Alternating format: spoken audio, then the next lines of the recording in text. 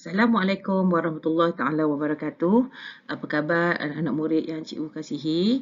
Jadi kita bertemu lagi pada hari ini. Cikgu akan sampaikan tajuk pembelajaran kita adalah pengurusan masa, menyelesaikan tugasan mengikut bidang keutamaan. Bidang yang cikgu fokus adalah bidang pembangunan sasiah diri murid. Objektif pembelajaran kita hari ini ialah anak murid cikgu dapat menguruskan masa mengikut kategori tugasan. Di mana cikgu telah kelaskan kategori tugasan itu kepada 3. Yang pertama, urgent. Kedua, important. Yang ketiga, it can wait.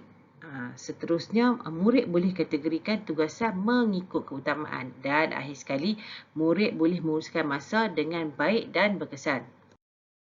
Kepentingan pengurusan masa yang baik. Pertama, masa adalah terhad.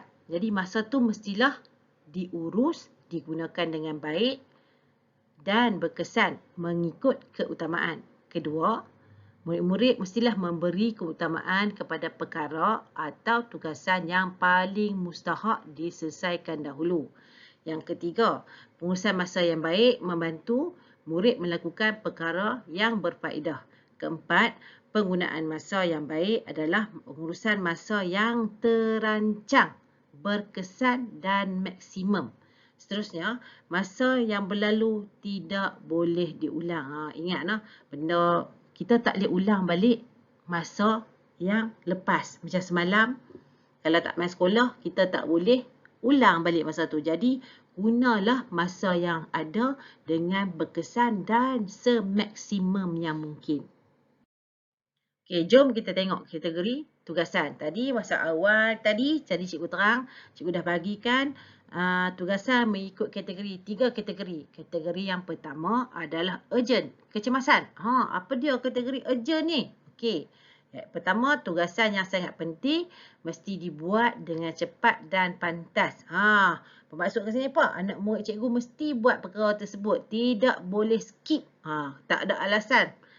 Boleh ponteng benda tu, boleh tak buat benda tu. Benda ni mesti buat. Okey, kedua, kategori urgent ni mesti dibuat tepat masa dan tidak boleh tangguh. Mesti on time, tak boleh duduk delay-delay. Yang ketiga, tugasan urgent ni mempunyai had masa dan nilai. Mestilah kalau kita tengok urgent ni benda yang cemah, mestilah beri keutamaan yang pertama diselesaikan. Okey, contoh tugasan kategori urgent, kerja sekolah. Ada had masa. Bila kita tengok kerja sekolah, contohnya kerja sekolah yang Cikgu Isliani bagi, mesti siapkan, mesti hantar sebelum hari Jumaat. Kena buat dalam minggu ni sebab dia ada tempoh, had masa dan nilai. Okey, seterusnya solat. Boleh tak kita delay solat? Boleh tak kita tak malas nak solat? Sebab apa cikgu kata ada had masa? Sebab contohnya solat subuh. Kita sembahyang solat subuh pukul apa? Ada masa dia kan, daripada pukul 5.30 sampai pukul 6.30 tu bolehlah solat subuh. Boleh tak kita solat subuh pada pukul 1 tengah hari? Tak boleh. Bermaksud kat sini ada had masa. Okay, contoh seterusnya, hadir ke sekolah. Sebab apa cikgu kata hadir ke sekolah ni adalah kategori urgent. Kecemasan, penting. Sebab had masa. Awak hadir ke sekolah, ada masa dia awak kena datang sekolah. Awak mesti ada kat sekolah pukul berapa? Paling lewat 7.40.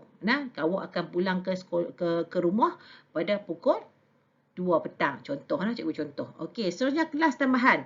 Kelas tambahan adalah kategori urgent sebab dia ada had masa. Kelas tambahan, contoh ibu nak hantar awak ke tuition. Tuition bermula pukul 8. Boleh tak awak datang lambat? Tak boleh. Maksud pukul 8 awak mesti tepat ada di kelas tuition. Itu kategori urgent, kecemasan, mustahak. Berilah prioriti yang pertama untuk tugasan kategori ini. Okey, tugasan kategori yang seterusnya important, penting. Tugasan penting ini adalah tugasan yang mesti dibuat dan mempunyai masa yang fleksibel. Tugasan ini mempunyai nilai dan had masa. Jom kita tengok contoh tugasan important. Pertama, membantu ibu bapa buat kerja di rumah. Kat sini kita tolong ibu bapa kita, contoh kita tolong kat dapur. Macam tadi cikgu kata had masa dia fleksibel.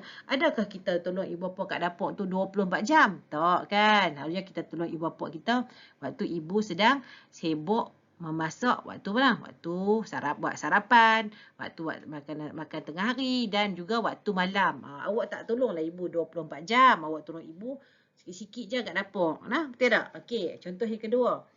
Aktiviti riadah. Aktiviti riadah ni apa dia cikgu? Aktiviti riadah ni contohnya waktu petang kita pergi berjoging, bersenam. Tengok macam cikgu cakap tadi. Kategori important ni sebenarnya kita mesti buat. Dan juga mempunyai masa yang fleksibel. Adakah kita jogging 24 jam? Tak. Bermaksud ni kita jogging waktu petang. Waktu petang tu ada had waktu dia. Kita pergi riadah dengan keluarga. Betul tak? Okey, seterusnya ulang kaji. Ulang kaji pun benda yang penting. Mempunyai masa yang fleksibel. Mempunyai nilai dan had masa. Awak tetapkan bila awak nak ulang kaji. Pukul berapa nak ulang kaji. Bukan 24 jam ulang kaji. Ulang kaji ni ada masa, ada tempoh masa dan nilai serta had waktu dia. Kemudian contoh yang keempat, urus diri. Urus diri pentinglah, important. Apa dia cikgu urus diri? Contoh urus diri adalah mandi, makan, tukar baju. Kita buat perkara ni ada masa-masa yang tertentu dan fleksibel. Itulah contoh-contoh perkara yang important yang mesti buat. Jom kita tengok tugasan kategori yang ketiga. It can wait. Boleh ditangguh. Tugasan ini kurang penting dan bukan fokus utama. Tugasan ini tidak mempunyai nilai dan had masa. Ketiga, tugasan ini tidak diberi utamaan dan kurang bermanfaat. Ringkasan yang cikgu bagi kat sini ialah kategori it can wait ni awak nak buat. Tak buat tak apa, tak buat pun tak apa. Selalunya kalau awak buat, dia ni kurang bermanfaat dan tak ada efek apa-apa. Kadang efek dia lebih teruk. Lebih tak baik daripada baik. Okey, contoh. Melayari internet tanpa tujuan. Bermain game setiap masa. Berbual tanpa tujuan atau bergosip. Yang keempat, tidur yang berlebihan. Rasa nak buat tapi awak kena nilai balik. Benda ni beri manfaat dekat awak. Kalau tak memberi manfaat, it can wait. Tak payah buat. Abaikan. Fokus pada urgent dan important. Okey, jom kita buat latihan. Kita try tengok. Okey. Yang pertama, sinaraikan tugasan urgent. Tugasan urgent cikgu cakap apa tadi? Tugasan urgent ni tugasan yang mesti buat. Wajib buat. Jangan tangguh. Contoh. Sebelum tu, cikgu cakap urgent ada had masa dan nilai. Okey, contoh. Okey, solat. Solat. Kita mestilah solat on time sebab dia mempunyai had masa dan nilai. Kedua, hadir ke sekolah. Ketiga, apa dia? Buat kerja sekolah. Betul. Yang keempat, buat hadir ke kelas tambahan. Pandai, bijak. Okey, lagi? Tadi cikgu bagi 4 je contoh. Lagi apa lagi? Urgent and important. Ya, peperiksaan. Very good nama cikgu. Okey. Terusnya, sedangkan tugasan important. Ingat balik tugasan important tadi cikgu cakap apa? Benda ni mesti buat, ada nilai, ada had masa. Tetapi kita buat secara fleksibel. Masa yang boleh diubah dan dirancang. Contoh, apa dia? Ulang kaji. Ya, betul. Ulang kaji. Macam cikgu cakap tadi lah. Kita buat ulang kaji berdasarkan kepada jadual yang kita buat. Okey, lagi? Okey, very good. Membantu ibu bapa. Okey, yang seterusnya? Ya, urus diri. Pandai. Dan yang keempat apa lagi? Betul. Aktiviti riadah. Macam cikgu cakap dah, petang-petang pergi jogging dengan ibu ayah dekat denda larian. Kan? Kita ada had masa. Had masa pun masa yang fleksibel. Okey, last lagi. Tadi cikgu bagi contoh 4. Apa dia? Siapa nak kata rehat? Ya, betul. Rehat. Kita mestilah ada masa untuk rehat. Important lah badan kita perlu rehat. Rehat pun jangan berlebih-lebihan. Kita ada had masa. Okey.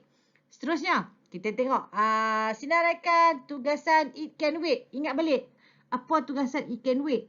Tugasan it can wait ni, dia tugasan yang Tak important, tak urgent, tak ada had nilai, tak ada had masa. Kalau kita buat tak apa, tapi selalunya kalau kita buat dia ada efek yang kurang elok pada kita. Okey, contoh. Contoh. Okey, siapa lagi? Amal. Apa dia? Bermain game. Ya, bermain game tanpa had masa. Ingat. Sebelum kita main game tu kita kategorikan. Urgent ke, important ke, it can wait. Jadi bila kita tengok bermain game tanpa had masa. Kategori it can wait. Betul tak? Jadi nak buat, sebaiknya jangan buatlah kurang bermanfaat. Nak jadikan benda tu important, tetapkan had masa. Okey lagi is. Apa dia? Tidur berlebihan. Ya, very good. Tidur boleh. Tapi jangan berlebihan. Okey, lagi next.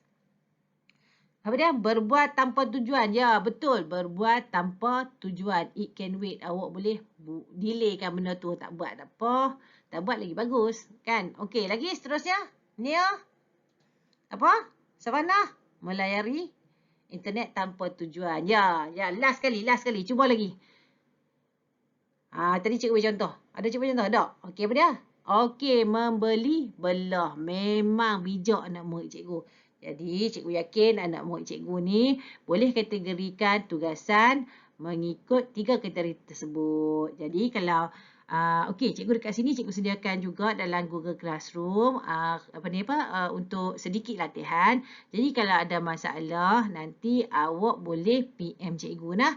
Jangan segan-segan, jangan malu-malu. Kita buat sama-sama. Okey? Sebelum cikgu akhiri kelas kita, cikgu nak minta anak murid cikgu tulis sedikit refleksi PDPC hari ni.